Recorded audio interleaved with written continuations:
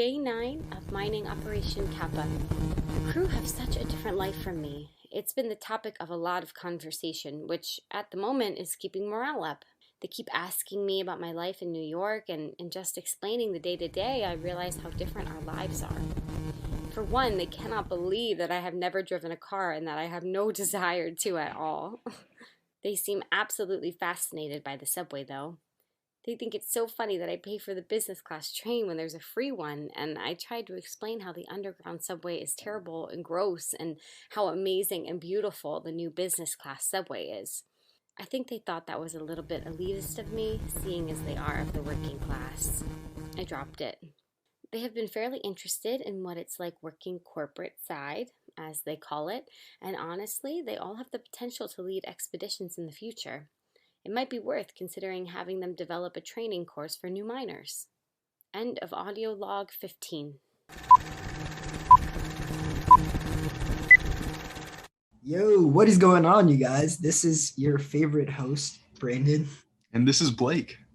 And this is the Sticky Buttons podcast, where we talk about the games we love and what we're playing and just everything video games. So what is our topic this week, Blake?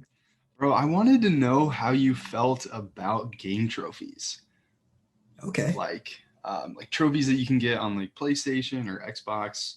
Nintendo doesn't really have a trophy system, but I just kind of wanted to know what you thought about that.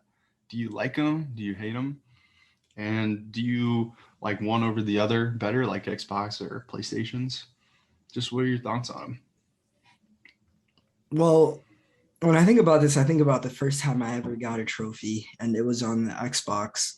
I made a profile on the Xbox 360, on my uncle's Xbox 360 that I was borrowing, and I think I was playing Fable 2, I believe. Okay. I have that game. I've never played it. You never played it? Fable is a really good game. I really What kind of game Fable. is it?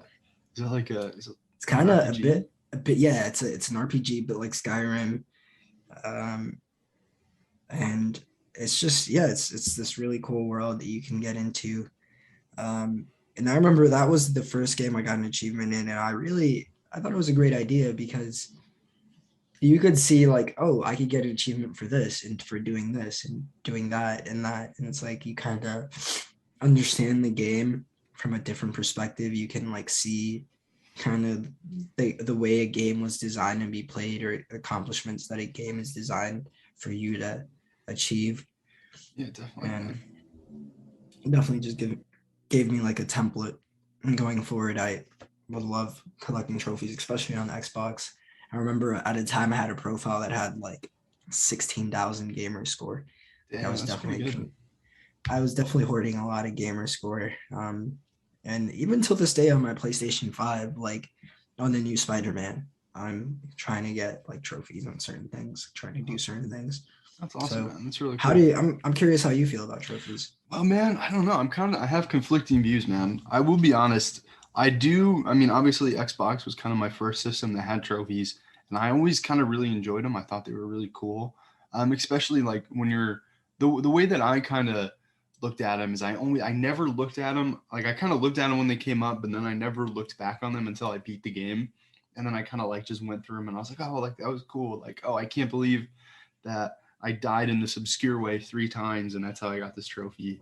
Or I didn't even know that I killed this boss in like one run or whatever it was.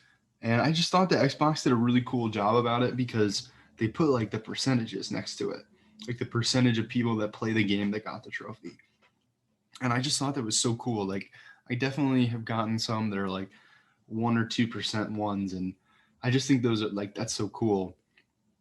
However, I feel like now I'm just like, I'll play the game 15 minutes and it'll give me an achievement for getting past something.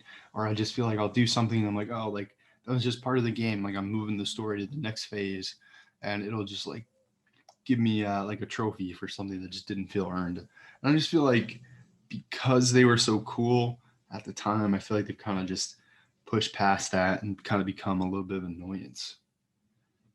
I don't know. I just feel like it's just a lot of clutter. That makes me think about another topic as far like that I just think about a lot. with games in general. When I think about video games in general and just the difficulty and kind of what attracts people to a game. And I think over time, especially from like my experience with video games, this could just be me. I think over time, video games have gotten a bit more simple, for lack of a better word. They've gotten a bit more just like, Mainstream. yeah, exactly. Like they're not, the people who are producing these games understand, what is the bare minimum that I have to do to sell this game at this price point, and they're going to do that, and then they might throw in like one or two like really amazing things, but like, Yeah, no, I definitely kind of get where you're coming from, man. And I think there's kind of like two sides to this. Like, I think there's like the one side where it's like we're doing less, or when you hop into a game, like you kind of know what it is because like mechanics or designs are like more streamlined just because of, I mean, games are existing for longer. So like some things are right, just we more understand like, better. yeah, like some processes are more streamlined. However, I kind of get what you're saying though. It kind of feels like a lot of the ideas are just kind of the same. It kind of feels like if you want to pick up a first person shooter or a third person action adventure game, like they all kind of have, certain aspects. And just because everything has it, it's hard to make like some of them feel special. Yeah, I totally get what you're saying on that. I kind of wonder if maybe that's just because like, I don't know, like the industry's consolidating and more of these AAA games are being produced by fewer and fewer companies. But I mean, it's also, dude, it's so expensive to make these games that I Yeah. don't know. It seems like a lot of third party publishers are just, I don't know. It seems like a lot of third party publishers are getting acquired by first party companies like Xbox and Sony. Right. And why are third party publishers like outshining, these AAA titles, time and time again? And it's because these people who are making the games are truly putting in their time and effort and love into this, and it's not, it's not something on a spreadsheet. It's just like a project, like what this podcast is for us. We just it's like a passion project. We just want to come here and put this together for the people, and games like, I just think about like Heart Machine Studios. Shout out to all the awesome people over at Heart Machine. Like, that's an amazing studio, and you can tell everyone who works there genuinely loves their job and will put their all into a project. And you can't say the same thing about an EA or a Frostbite or like. I get what you're saying. I don't think that it's maybe a lack of passion on the like in those like AAA games when there are just like thousands and thousands of people working on them. I think it's kind of just because of the process and the bureaucracy, and because it's a lot of the times for-profit endeavor. It just seems that, I mean, the people themselves might be passionate, but they might not be able to express their creative freedom and take ownership over a certain thing. Right. And yeah, I mean, that really comes down to direction and vision and like the plans that, EA would have for a title like Madden, for example. Like, I'm sure EA could hire 10 people that would like, introduce amazing things to Madden, and make the game something unlike we've never seen before. But they just wouldn't, because that's not like the most business wise decision to give people an amazing product. And then now you have to follow that up every single year. Yeah, definitely, man. And dude, I really think that maybe that's why I feel better about checking out indies, because like I feel like it's like a lower key studio, lower key, people that are developing it, and it kind of just seems like they're doing it because they have a creative vision, and it doesn't seem as much as a for-profit endeavor like a Madden or another sports game. But yeah, dude, I don't know if this is a good transition, but there's actually an indie game that I want to talk about today. Do you want to keep talking about this, or do you want to move into an indie game? Let's talk about an indie game.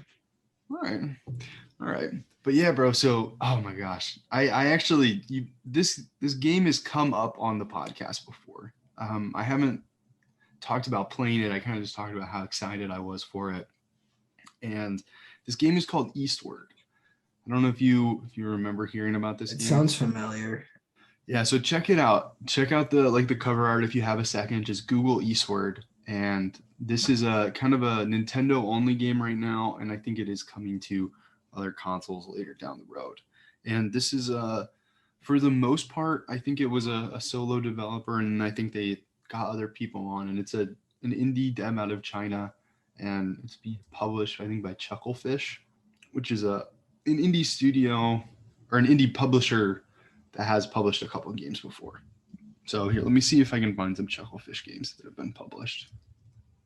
I really like the art. It's like, it looks very like chaotic, but like contained at the same time. If that Oh makes my sense. gosh, dude! I absolutely love the art, and I want to talk about that in a second.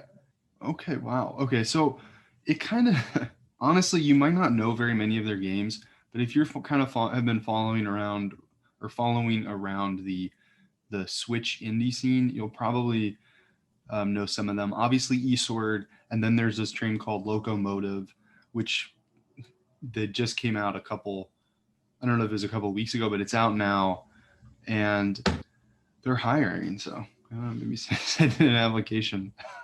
Locomotive. That's Yeah. awesome. I like the name. Starmancer looks like another game that they have. Pathway, Time Spinner. Okay, so this is the big one. I was like, I know there's a big one that they published. They're the publisher of Stardew Valley. So I've heard it. We've actually spoken about Stardew Valley on the pod. yeah. So Stardew Valley is the solo developer. I think is it Eric Barone, I think his name is, and he kind of solo developed Stardew Valley, and then he reached out for a publishing deal and got it with Chucklefish. And they've been bringing a ton of like super cool indie titles, to life. Like they're a publishing company. Indie games reach out to them, and they take care of the publishing and getting it onto other platforms for a small fee. And oh man, I think that I had said previously, the only thing I had said about this game was that it was one of my most anticipated games of 2021. And I have been playing it since it came out. And the reason I haven't brought it up, Brandon, is I have really just been struggling on how to talk about it. And I want to say right off the bat, I absolutely love this game. I think it's a masterpiece. I think it's a 10 out of 10. And I haven't talked about it because I struggled to talk about it with a couple people, and I actually had a phone call with a buddy, and I talked to my girlfriend about it because I was like, I just don't know how to talk about this. And because it kind of does things a little bit different than other games. And I just need to get into it. So that's just the preface, man, that it might be hard for me to talk about this because I'm struggling to kind of figure out how to explain it. Well, first off, it's like an isometric view, and you look down and you can see the main character, and there's two main characters, Sam and John. And John is a miner, and Sam is a person that he's kind of like, she's basically his daughter.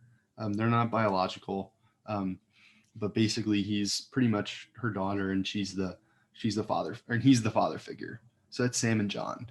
And oh my gosh, dude, you just start out in this like really cool post-apocalyptic world, and you're like in the underground, and like, how in Star Wars, like everything feels like retro and like nothing looks new, but you kind of recognize what everything is. Yeah. It really hits that vibe. I mean, it doesn't look like Star Wars at all, but I'm just saying, like, everything looks retro and pieced together, and but it looks so cool and like peaceful, and you just want to live in this world. And like, for example, like everybody in your town lives in a trailer, but then you have like a water collector on top of your trailer, and like drips come down into a bathtub, and then that goes into your, like, right under your shower. And it's just so cool. Like, it's so, just the vibe of it is just so cool. And man, it is like truly, like, I say this a lot. I say a lot of games are beautiful, And I really do mean that every single time I say it. And I'm kind of realizing a little bit more about myself and my preferences, that I really like unique art styles. But dude, the art style of this game is like superb, and probably the best pixel art game, like the most beautiful, stunning pixel art game I've ever played. I really think that it even tops Hyper Light Drifter as far as like the beauty of it. Um, and dude, it's just so cool, man. And I don't really want to spoil any of it, so I'm just kind of gonna pretty much leave it at this. So basically, you're like an isometric adventure game, kind of like Zelda, like the old Zeldas, and you have this pan, and that's kind of like your weapon. And instead of having like a sword, you have a frying pan. And it's kind of funny, like all the items have like really charming descriptions. Like with the pan, it's like you can use it to cook up a great meal or whack some enemies, and it's just pretty. It's just so cool, so vibey, and everybody in the game, like all the characters, they're obsessed with this video game inside the video game, and this video game is called Earthborn, and it's so cool because one of your first like missions is you have to go and find a memory card and buy the memory card, and it's pretty cool. And then after the memory card, you get like this cute little cutscene where your friend, like Sam's friends, which is the little girl, her friends are teaching her how to play this game called Earthborn, and it's just basically like a pixelated RPG inside of an RPG. And I don't know, I just think it's charming, and I love it when games put little mini games inside them. And there's like tokens that you can find, and you can like pull it, kind of like you put a token in and it like pulls a lever, and then you kind of like can pop this thing open, and it's like this little figure, and you can use that figure in the Earthborn video game, inside the video game, and it's really cool. Now here's the thing, this game gets pretty dark as far as where it goes. I don't really want to spoil too much of it, but it's in a it's post-apocalyptic. So the apocalypse has already happened. Everyone's kind of living in these small like groups and tribes, and there's I guess it's not necessarily a person, but there's apocalyptic events that continue to happen around you, and you don't know if it's related to Sam, which is like your daughter, and you don't really know. There's a lot that you don't know. And one thing that this is kind of what I was struggling to articulate, is it the charm of this game is like the place that you're in, and it's like all the people and the settings and like all the things you can interact with. And I don't know, just like it's kind of just like living in this space in a video game is really cool, and it's really unique. And then the kind of thing that's crazy, and I'm not going to spoil anything, but basically that place and setting kind of just gets ripped from you. And that was what I was kind of like struggling to articulate, is like you have like the core of this game is like this time and place, and then you have to move on, because nothing can last forever, and you just have to move on to the next thing. And I don't know, it's very laid back, it's very chill, and I don't know, the characters are just awesome, the art is incredible, and everything in it is just its own vibe. Like it is as far as like different video games having different vibes, like this one has a totally unique, all of its own vibe, and I don't know, I just love it. I'm excited to play more. Sounds awesome, bro. I'm excited to hear more about it as you check it out some more, because it definitely seems like you already have some really cool takes on it. So Yeah, want to hear and more about it. dude, I would love for you to play this game, man. I mean, I think it'd be something that you would really enjoy. The only thing is like, this is kind of like you know how like food, like sometimes like food is like really rich, and it's like, oh, I really like this, but you can't have a lot of it at one time. Yeah. I feel like this game is kind of like best taken in small chunks. So, or at least that's how I've been playing it. And then part of that is just because I've been traveling so much and I've been so busy. So maybe maybe I wouldn't have played it that way, in a different time. But that's kind of how I've been ingesting it, and I don't know, man. It's just been so cool just to like jump into this other place that's totally unique in its own thing, and it's super affordable because it's an indie game. It's like $23, which I just love that. I love that it's not a huge investment, and I think it's supposed to be like a 40 to 50 hour game. Yeah, man. Indie games are the way to go, and I'm excited to see what the future of indie games looks like. Like where is the market gonna go? Are we gonna see indie games start to outperform AAA titles in certain areas? Hey, I man, I think think they already do. I mean, that's just my opinion. I mean, I love indie games. I love AAA games too. Um, like AAA games can do things that indie games can't, and I think vice versa, just because of the different elements of it. Like I said, or like we were kind of talking about earlier, I think that indie games really thrive in like the personal touch and that personal connection and creativity, yeah, whereas AAA games really, um, I guess, excel in that like wow factor and like this is like almost real. totally. Dude, I'd love to hear about what you've been playing, man. Man, you're gonna love to hear this, man. I've been on the Switch, Yeah. been playing some Breath of the Wild, Mm, getting I'd love to hear that, familiar man. with Zelda and just appreciating the game more. It's funny how you can come back around to things and like just enjoy them differently, Yeah, totally. and just learn more because you're a little more seasoned this time around. Mm-hmm. So I came back on the game and I was like a little lost as to where I was. So I was like, you know what?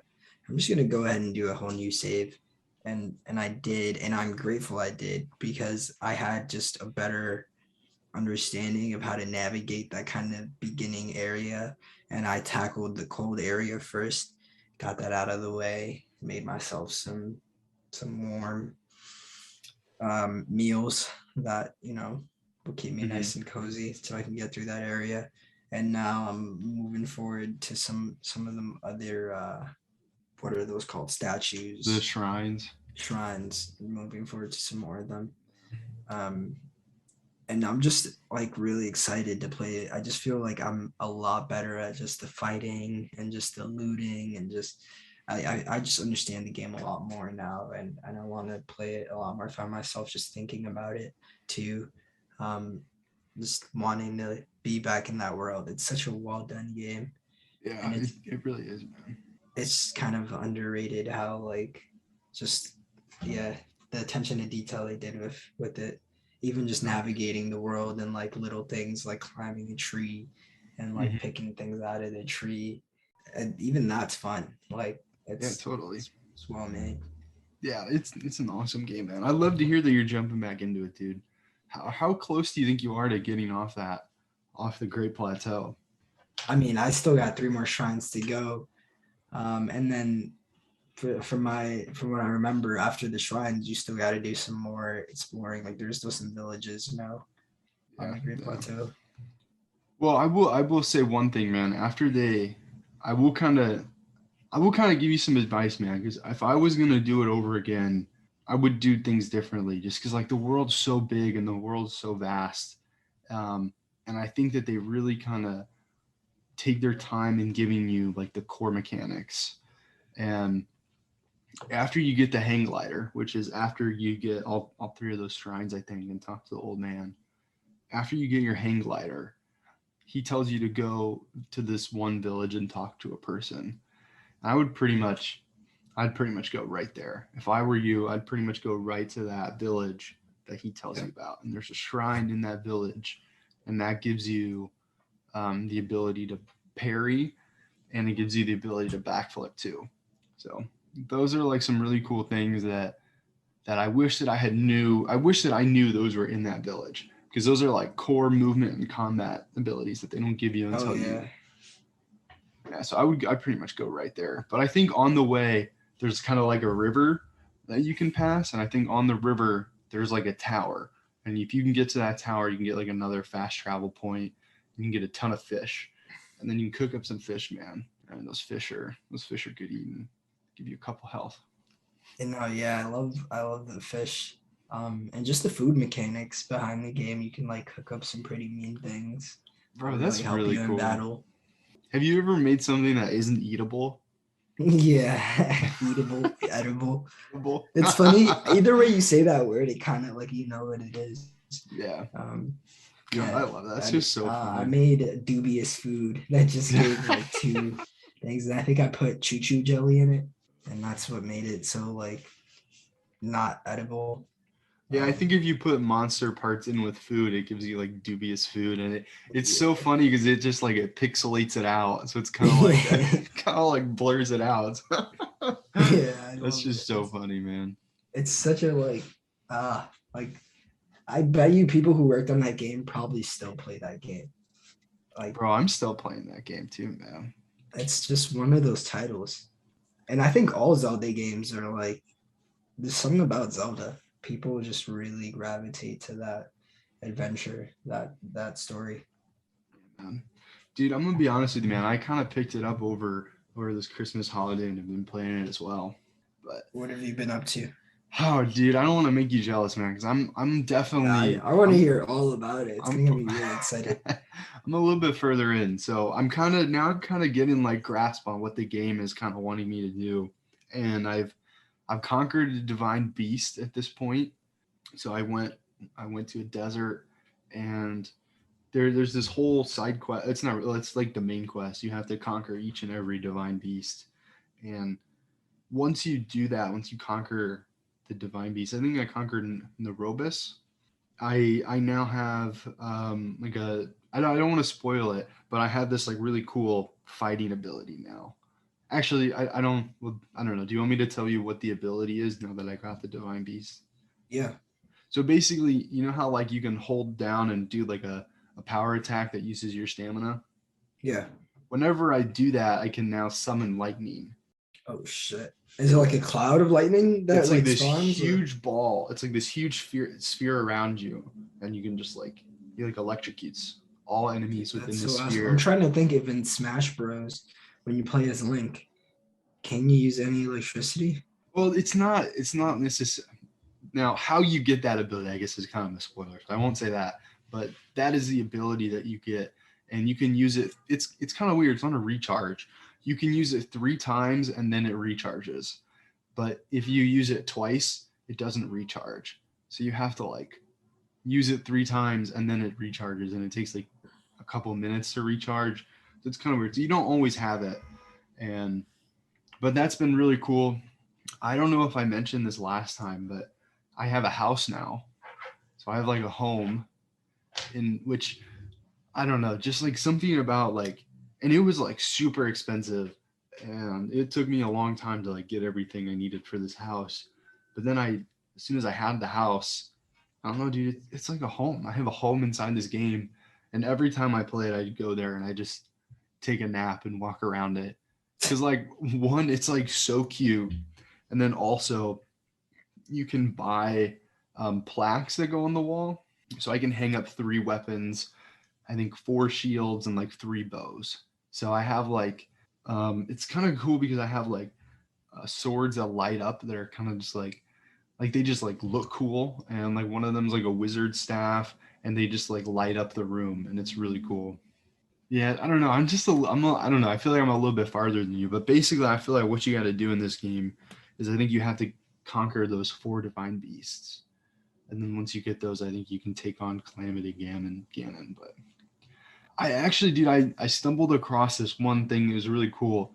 It was a shrine. I'm sure you'll stumble across it because, I mean, there aren't too many shrines in the game, and you'll know it when you see it. But basically, it's this shrine, and it says you need to grab the 3 balls to activate the shrine. And these 3 like spheres are on the necklace of these like huge ogre looking creatures. And basically you have to take out like these 3 huge ogre creatures to get access to the shrine. And that took me like the better part of like 45 minutes to an hour. And that was just like so fun. Because it's at the top of a hill, and then there are 3 like valleys around this hill. And each of those valleys has like like 3 of these huge giants, and they're all like cyclopses. So I don't know, it's really cool. There's like random bosses, like the boss with the pinpoint laser that will follow you early on. Yeah, those things. And it's like, is that part of a mission? Is that part like I think it's just Those a random things, boss. those things that like can kind of follow you around. I'm be honest, man. Those things are really hard to take down, and eventually, in order to like upgrade your Sheikah slate, you have to. They give you parts, and like they give you like ancient screws or an ancient core, or whatever.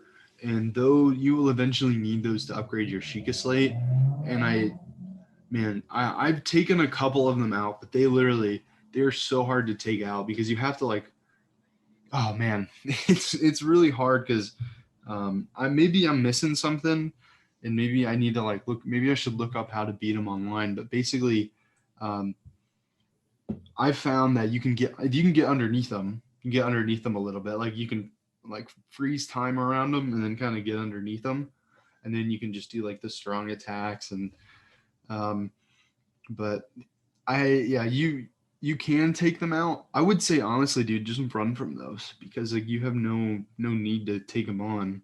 And they're such a hard enemy. And I'm kind of thinking because they're such a hard enemy, I've just got to assume that you're going to get something along the way that's going to make it easy for you to take those out. And I don't know what that is yet. But just because they're so challenging to take down, I would almost recommend just not even bothering with them. Yeah, I don't know. Like, what would you do? Like, would you block their initial shot and then just charge them, or maybe I don't even know, like a dude. fire bow?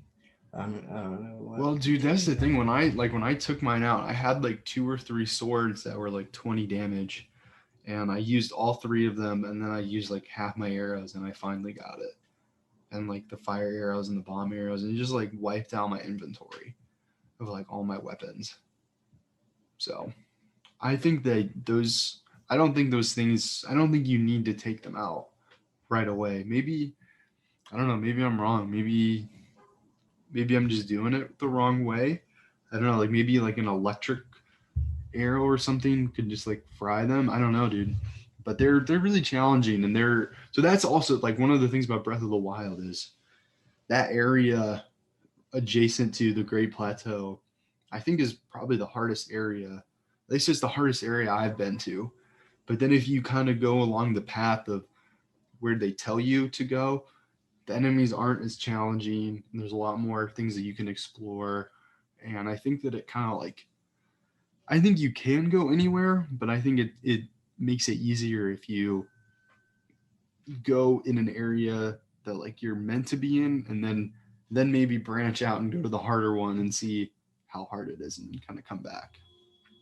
So that's kind of how I've been playing it. Like I'll like kind of push the boundaries and then come back. That makes sense. Oh, totally. And I mean, I've gotten so many game overs at this point. That sucks. That sucks early on. And I'll just say, man, I think that I don't think you need to fight those enemies, and I think that you can just keep on going. And I think that is what is frustrating about Breath of the Wild in the beginning is you think that if you think that because you encounter something, you should be able to tackle it, but I don't think you can. And I think that like they put them there so that you can just like move on. Like I think that's kind of like, oh, I can't take this on. I should come back here later. And it could be hard if you're like a stubborn player like me who's like, I'm going to take this thing out. Like I'm just going to do it. And I think the first time I encountered one of those, I saved right before I like took it on. And then I think I like had a run where like I just used every weapon in my inventory until it broke and I didn't kill it. It's like, and then I was like, you know what? I think maybe I should just come back later. So it's really weird because like I don't think you need to take those guys on. You know what I mean? Like you can just move on to easier. Yeah. Because like there are easier enemies on the assigned path. So right. Yeah, I don't know. It's kind of weird, and I definitely had some frustrations with that as well. I don't know if that made any sense. No, it definitely does. I think that that's like the beauty of it, but I think that can also be a hindrance to you as a player in the beginning. Yeah, you can get lost in it. Yeah, and now I've got like a ton of stuff, and it's like I could probably take on anything I came in contact with, but I don't know. At the beginning, you just don't have like you don't like. There's so much stuff you don't have. So Do you think you could take on Ganon? I don't think I could now. Maybe. I really want to get the Master Sword. I haven't done that yet. I don't know. I kind of have like a side quest that said something about a cool sword and a cool shield, and I just wonder if maybe I could go and get that right away. I don't know. I haven't tried it. I haven't checked it out. I might try and do that next. I guess we'll see. Next time on Blake's playthrough of Breath of the Wild. Dude, I think that I would say how long have you played it? In total, probably like 20 hours, 30 hours. Well, on your new playthrough. Oh, my new playthrough? Oh, like 4 or 5. Oh, damn, really? Yeah. Yeah, I would say that you should.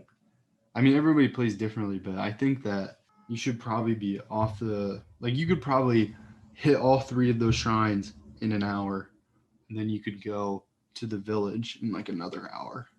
Definitely. Because it's like so you can go so many places, but I feel like that's where people get tripped up is in the part that you're in. So I feel like you should really just push past that and try to like get to what you haven't seen before. Because I bet you could get past where you were in like 2 hours. If that like I feel like that didn't make sense. I feel like you could probably progress further in the story in the next 2 hours than you did in like 20. No, definitely. Especially like, I mean, we've talked about it on the pod before with Breath of the Wild. Like the first kind of like initial hump is like very. Dude, it's really high. It's really steep. Yeah, it's very steep. Props to you for starting over, man. I don't think I could do it. Yeah, it was just like not attached to my last playthrough. That's awesome that you're giving it a fresh go. Yeah, I really think you should just push through out of that area. I'll make it out of there soon. But another title I've had my eyes on is Metroid Dread. Yeah. I've just been, ever since I put up those Metroid posters in my room, now like the Metroid Dread. I read the latest Game Informer mag, and I saw that Metroid Dread made its way to like a bunch of people's top 10 list for the game of the year. And I was like, man, I really gotta check out this title. I did talk about wanting to play it before, so it's time I stop talking about it and start and just pick it up. Yeah. Have you played any other Metroids? I've only played the vintage one on the SNES thing that the Super Metroid. Gives you. Super Metroid. Did you get all the way through it? No, I didn't. I played a fair amount. I do remember also playing on the DS a Metroid title, and I really, really liked it. It scared me even as a little kid because it was such a like just the world of Samus. Because Ridley is pretty scary, like his minions and whatnot. Metroid is just such a cool franchise, you know. It's been around for a while. Yeah, I pretty much have only played that Super Metroid one too on the Switch SNES. But dude, I would love to hear about you playing the new Metroid. I hear it got a lot of acclaim. So yeah, and dude, honestly, you get the Game Informer magazine? I do. I signed up for it. I thought I was like, you know what? I got a video game podcast, so I signed up for it at GameStop not too long ago. I've been thinking about it, man. I love Game Informer. It's a good idea. I listen to all their podcasts, man. Shout out to Game Informer. Dude, I didn't realize this until I got out to New York, but they're like a video game news company that's all. I think it's based out of Minnesota. Like it's out of the Midwest, and I thought that was really awesome. Really? Let me check. Yeah, Minneapolis, Minnesota. And I just think that's so cool, man. I think that's awesome. A lot of like IGN, like they're out of New York. I just think that's awesome that they do it out of the Midwest. So shouts out to Game Informer. Their stuff is pretty awesome. They have a Game Informer podcast. If you like if you like gaming podcasts, we got I think it's Game Informer show. They also have an all Nintendo one called All Things Nintendo. And they have like video game Geography, which I think is one that they just started, and it kind of like goes over the history of games, which they just did one about the whole Metroid series, which was really cool because I didn't really know like a ton of like I basically didn't know anything about Metroid, and that Super Metroid one, I think that's the 3rd game. Did you know that? I thought that was like one of the first. I didn't know. I didn't know it was their third one, but I'm not surprised that it sells. It's a fun game. And I play a lot of Samus on Super Smash Bros. You know that. Yeah. That big ball, that big blue ball. Mm-hmm. It's the ball of death. Catch people lacking with that one. Don't let me hit you on one of those, Blake. Hey man, maybe if is that one of the abilities you can suck up as Kirby? Yeah, no, you totally could eat it as Kirby. I might do that, man. Kirby eats it, and I think Kirby can save it, can store it, and like spit it back out at you. No, if it's your first time eating it, that's how you turn. It turns you into a Samus Kirby. But then if you're a Samus Kirby and you eat it, you can fire it back. That's cool. I love Kirby, man. That's probably my main in Smash Bros. Kirby is tough. I like Kirby. So cute, man. Dude, I'd love to hear some of your thoughts about it, man. Some of my favorite games are inspired by the Metroid genre. Like, for example, Jedi Fallen Order it's not necessarily like 2D like action. I guess like the 2D like side scrolling platforming. It's not that. But it's like in design because it's like a third person action adventure, but the Metroid design of it is kind of just like you have to go to one area and then you get an ability and then you come back and you can go down another pathway that you couldn't before. I've really been realizing that a lot of Metroid games have inspired some of my favorite games. So I'd love to maybe jump into those or hear you talk about it. So I guess you'll hear more from Zelda and Metroid from us in the future. Definitely. You're definitely going to hear some more Spider-Man stuff too, man. And Spider-Man Miles Morales. Been playing that a little bit here and there. I just love getting in there, swinging, doing some cool swing tricks. Dude, I might have to hop back in. Might have to, man. Well, actually, dude, you might get some more Marvel content from us soon because I just downloaded Guardians of the Galaxy on my P5. I'm so excited to jump into that. I might jump into that tonight, man. Got a lot of things on the horizon for 2022, man. We also, I don't know, do you want to say anything? We're also kind of checking out some retro consoles. So might have some content on that pretty soon. Some retro console content. Actually, dude, we've got a little bit of time left. Can I tell you about this 3DS game that I've been playing? Go for it. Bro, okay. I want to know if you've heard about this game first. So the game is called Professor Layton, the Azran Legacy. I've never heard of that. Never. Here, actually, I got the case right here. Let me grab it. They said Professor Azran the Legacy. It's like, what? What'd you say? I was just saying, like, he just pulled out like a really long title, and I was like, I've never heard. It is a lot of words. Yeah, so it's Professor Layton and the Azran Legacy. I did say it wrong.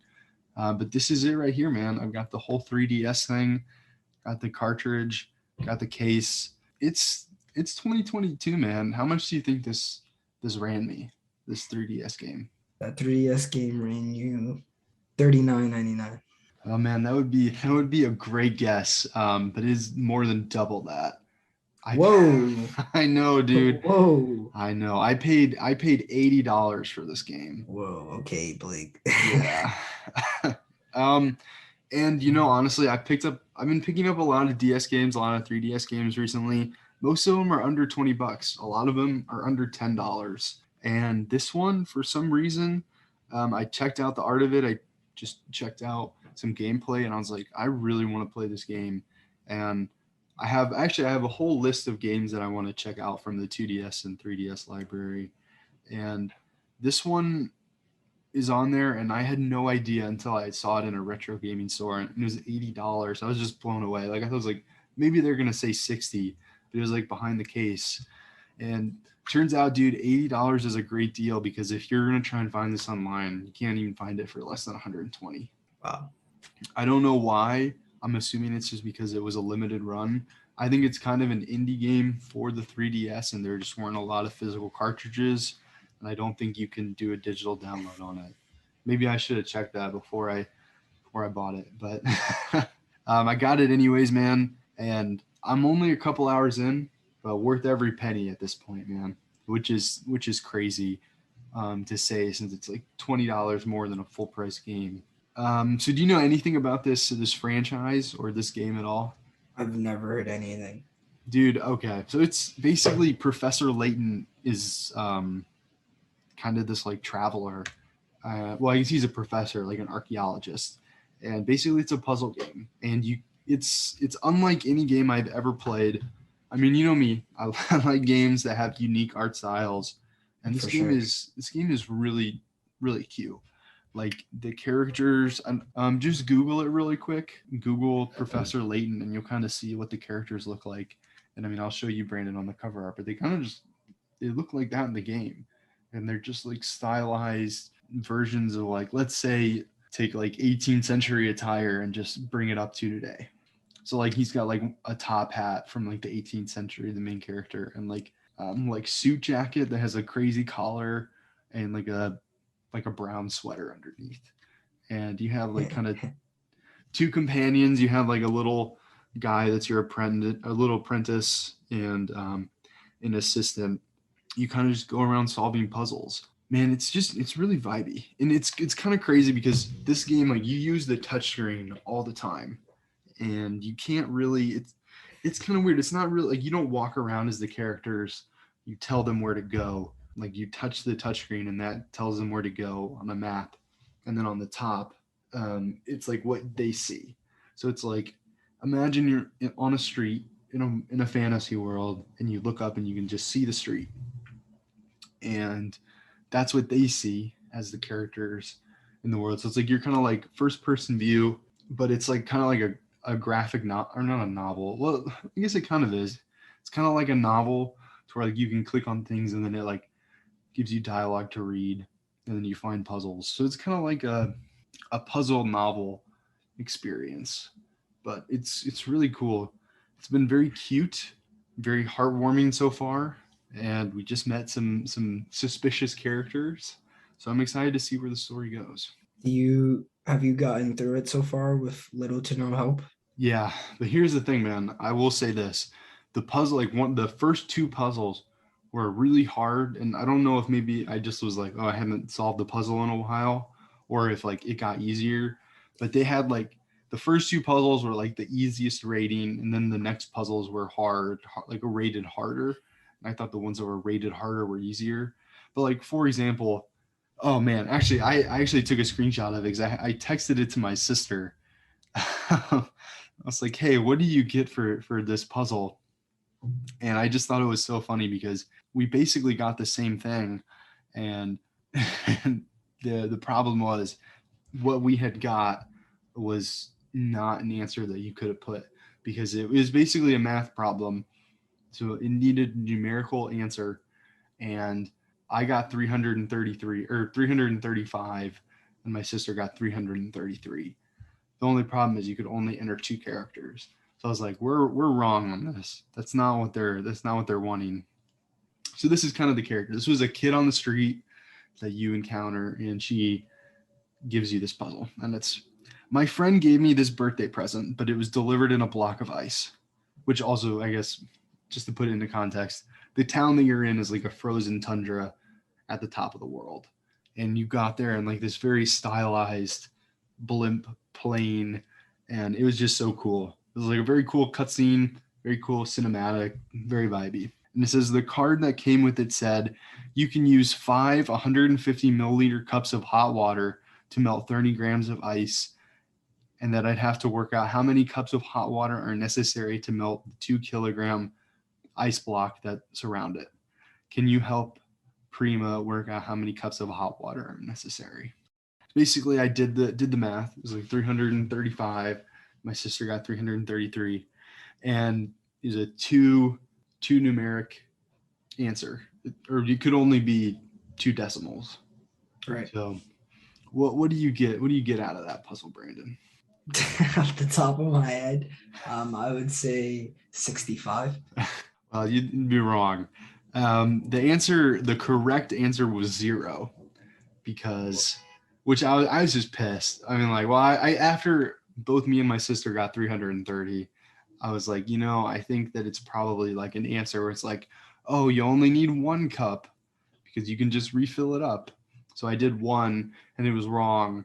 and I didn't want it to count against me, so I like restarted my save file. Oh my right, God. right before I answered the puzzle.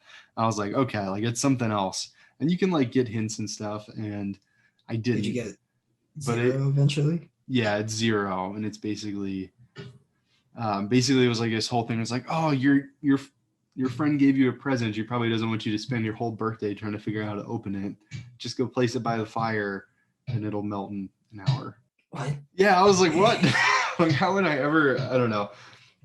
I kind of 0 was my next answer. I was like, she just is not going to melt it. Like, use something else, and which that's kind of what it was. And but after like I kind of got in that mindset of those kind of puzzles, I was like, okay, like game on. Yeah, it's been a lot of fun, man. It's very chill just to like kind of come into this like book like experience that's very stylized and just kind of have cute interactions and solve puzzles. So I can see why people like this game. And I think this is the third one in the franchise, and I think it's the third in the last game, probably. I think. Oh, also something else that I didn't mention: the soundtrack is out of this world. I would say probably one of the top soundtracks I've ever experienced, just because it just fits the mood of the game so well. Like it really is kind of like lo-fi, and you know me, man. I love my lo-fi beats, so just kind of just sitting there, love it. Yeah, they've got a couple games. It looks like a couple of them didn't get English releases. Yeah, let's say they have three or four games that got English releases. Very cool. Definitely worth checking out if you can or if you have access. I know it's kind of hard just because like this cartridge is super expensive right now, which that just kind of sucks. Very glad I was able to pick it up, and I'll have to tell you more about it at another time. It's been a hell of an episode.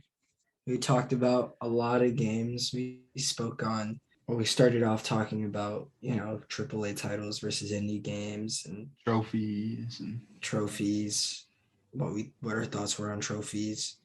I spoke a little bit about Spider-Man, a little bit about Breath of the Wild. Blake spoke a little bit about how far he was on Breath of the Wild, about Professor Layton. Eastward, baby. Any Eastward as well. Anything else I missed? Brandon is trepidatious about picking up Metroid. Metroid, yep. Thinking about it. Trepidatious, just learn a new word. Great episode. Thanks for tuning in, y'all. Yeah, hey, thanks for checking us out and listening. And check out the Instagram. Check us out on Patreon. Please support us. And YouTube we love as well. y'all. We got some couple of videos out there. Keep playing video games. And peace in the streets.